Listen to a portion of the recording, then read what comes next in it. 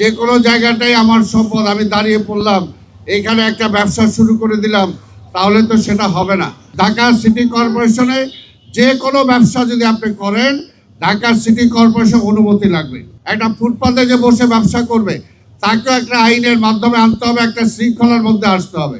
এই জন্য তাদেরকে আমরা লাইসেন্স দেব, ফটো আইডি ঝুলাই রাখতে হবে তাকে, তার গলায়, যে ব্যবসা করবে এখানে। ঢাকা মহানগরীর সকল সমস্যা বা নাগরিক সুযোগ সুবিধা কখনই নিশ্চিত হবে না যতক্ষণ 50-50 দায়িত্ব আমরা পালন না করব। জনগণ 50% দায়িত্ব পালন করতে হবে, সিটি কর্পোরেশন 50% দায়িত্ব পালন করবে, তাহলে 100% হবে।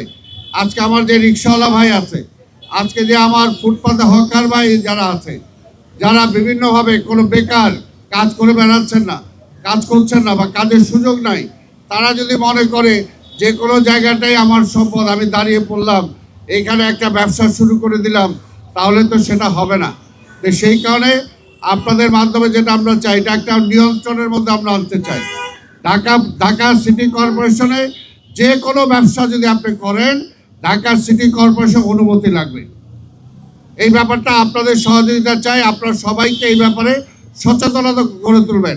একটা ভ্যান্ডার যে হবে, একটা ফুটপাতে যে বসে ব্যবসা করবে তাকেও একটা আইনের মাধ্যমে আনতে হবে, একটা শৃঙ্খলার মধ্যে আসতে হবে।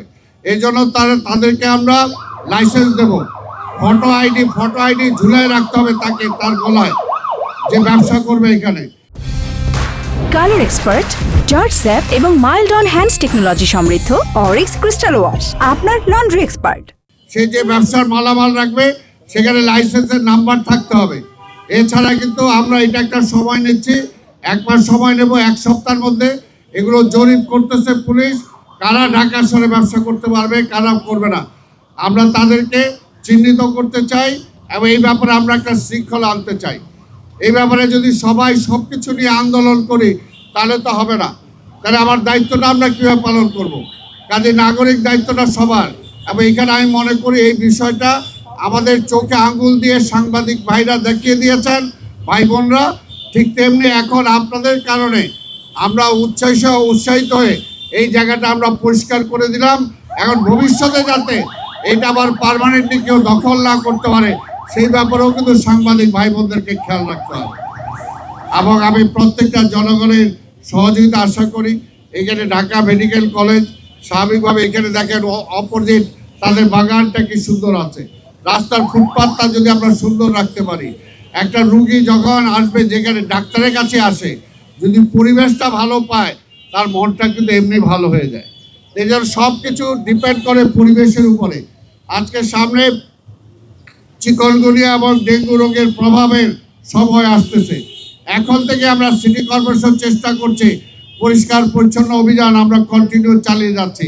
কিন্তু জনগণ যদি আপনার সহযোগিতা না করেন, আবার আপনারা যদি অসুস্থ হয়ে যান, মশায় যদি আপনাকে কামড় দেয়, তখন দোষ দিবেন সিটি কর্পোরেশনকে।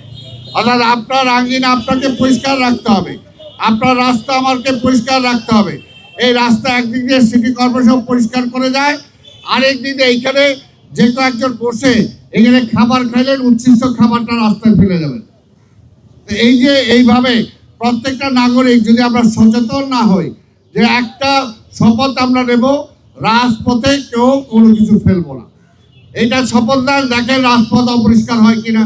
হবে না, সেটা রিক্সাওয়ালা ভাই হোক, সেটা ভ্যান্ডার হোক, সেটা দোকানদার হোক, এবং সেটা অফিসার হোক, প্রত্যেকেই ময়লা আবর্জনা ফেলার একটা নির্দিষ্ট জায়গা আছে।